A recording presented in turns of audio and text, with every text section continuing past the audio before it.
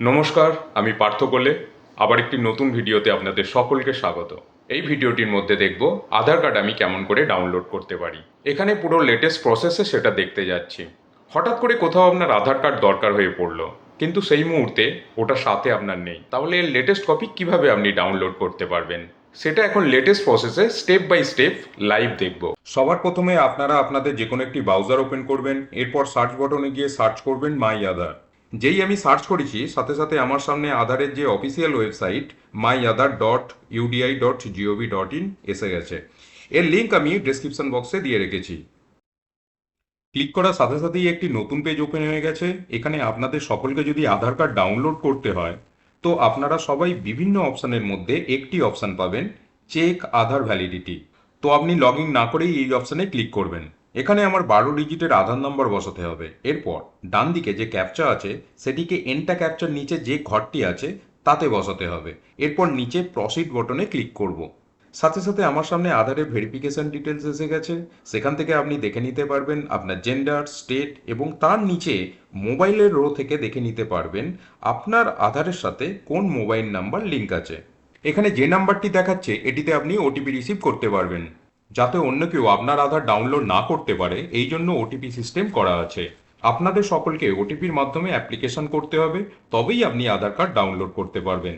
এই জন্য এই নাম্বারটি আপনার কাছে অবশ্যই থাকতে হবে। এরপর নিচে গো টু ড্যাশবোর্ড যে ট্যাবটি আছে এতে ক্লিক করুন। সাথে সাথে ওয়েলকাম টু মাই আধার পেজটি ওপেন হবে, যেখানে রাইট সাইডে লগইন অপশানটি এসেছে। সেখানে আমি লগইন বটনটিতে ক্লিক করব। সাথে সাথে আবার একটি নতুন পেজ লগইন টু আধার ভায়া ওটিপি এটি ওপেন হবে।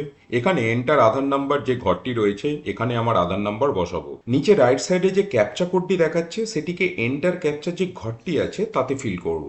এরপর নিচে লগইন উইথ ওটিপি যে ট্যাবটি আছে তাতে ক্লিক করব। এখানে আমার ফোন নাম্বারটি ভেরিফাই করার জন্য মোবাইলে একটি ওটিপি আসবে।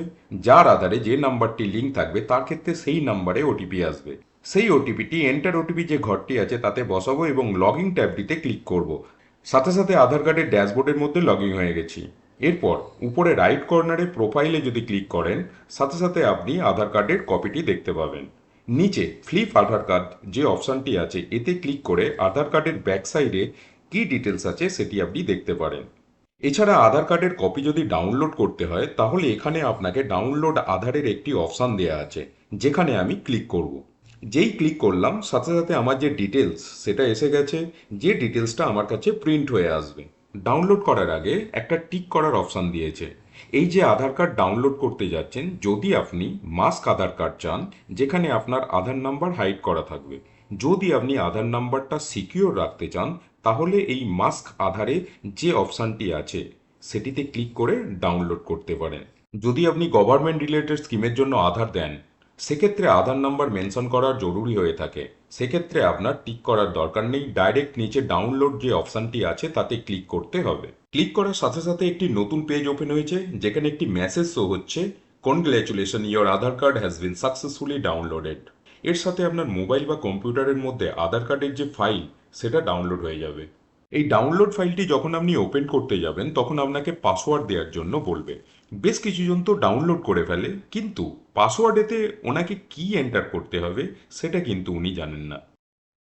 এখানে আপনাদের সকলকে বলছি পাসওয়ার্ডটি কি হবে।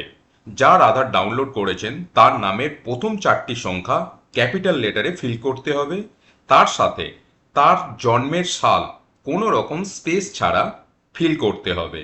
এরপর নিচে সাবমিট বটনে ক্লিক করবেন। আপনি দেখবেন আপনার আধার কার্ডে যে কপি ওপেন হয়ে গেছে। আপনার বাড়িতে পোস্টের মাধ্যমে যে হার্ড কপিটি আসতো ঠিক সেই রকমই এটি দেখতে।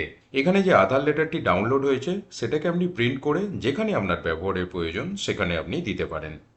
যেখানে আপনি দেখতে পাবেন আধার নাম্বারের সাথে ভার্চুয়াল আইডিও মেনশন করা আছে এবং কোন ডেটে ওই আধার কার্ড ইস্যু করা হয়েছে সেটিও মেনশন করা আছে। এই আধার লেটারটি আপনি প্রিন্ট ও ল্যামিনেট করে রেখে দিতে পারেন এবং আপনার প্রয়োজন মতো ব্যবহার করতে পারেন।